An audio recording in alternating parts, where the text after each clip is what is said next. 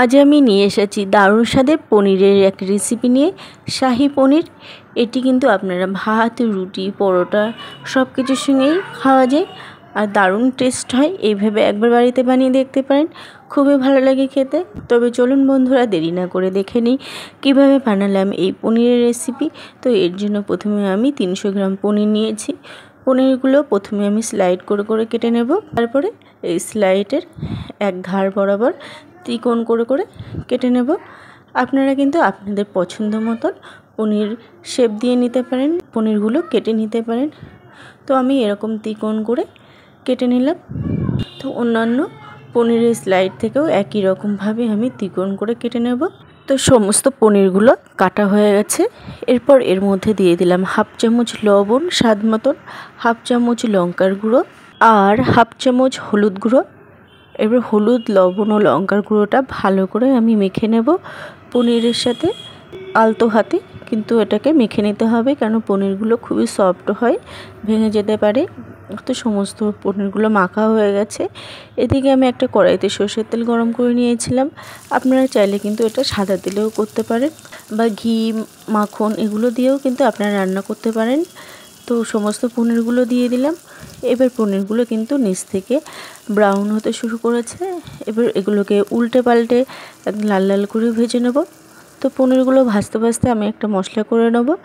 একটা মিক্সিং জারের মধ্যে নিয়েছি পোস্ত 2 চামচ আর কয়েকটা দিয়ে দিলাম পনিরের টুকরো আর দিয়ে দিলাম কাজু বাদাম 8 থেকে 10। এবার এগুলোর একটা ফাইন পেস্ট করে নেব। তো বন্ধুরা, এইদিকে কিন্তু পনিরটাও কিন্তু ভাজা ভাজা হয়ে গেছে। এবার এটাকে নামিয়ে নেব। এগুলো কিন্তু বেশি একদম লাল লাল করে ভাজবেন না, তাহলে কিন্তু পনির খেতে ভালো লাগবে না। তারপর একই তেলের মধ্যে দিয়ে দিলাম গোটা গরম মশলা, তেজপাতা, শুকনো লঙ্কা। ফোড়নগুলো একটু ভাজে ভাজে করে এর মধ্যে দিয়ে দিলাম আদা, কাঁচা লঙ্কা পেস্ট।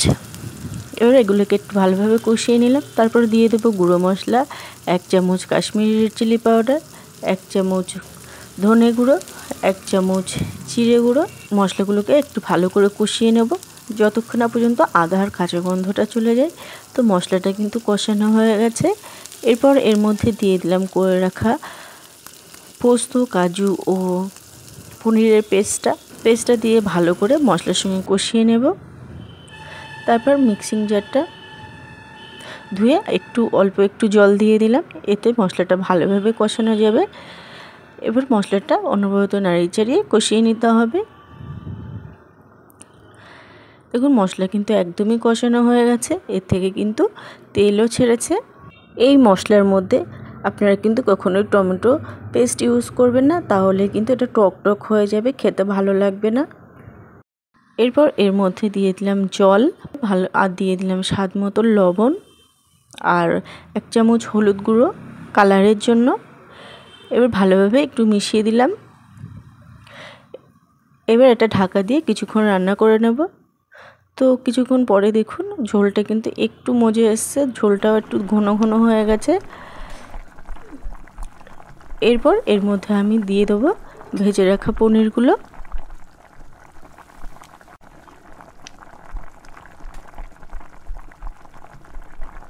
একটু ভালো করে মিক্স করে নেব। দিয়ে দিলাম 1 চামচ চিনি আর দিয়ে দিলাম 1 চামচ গরম মশলা গুঁড়ো। এটা কিন্তু চিনিটা দিলে স্বাদের ব্যালেন্সটা ভালো হয় আর কালারটাও কিন্তু সুন্দর আসে। তো এটাকে ভালো করে মিশিয়ে নিলাম। এটা কিন্তু প্রায় রেডি হয়ে গেছে। তো বন্ধুরা, রেডি হয়ে গেল দারুণ স্বাদের শাহি পনির রেসিপি। এবার একটা সার্ভিং বোল নিয়ে নিয়েছি, এর মধ্যে পনিরটা নিয়ে নিলাম। তো বন্ধুরা, রেসিপিটা আপনাদের কেমন লাগলো অবশ্যই কমেন্ট করে জানাবেন। রেসিপিটা ভালো লাগলে ইউটিউব থেকে দেখলে চ্যানেলটি সাবস্ক্রাইব আর পেজ থেকে দেখলে পেজটি ফলো করার অনুরোধ রইল। আজ এই পর্যন্তই, আবারও হাজির হব অন্য কোনো রেসিপির সাথে।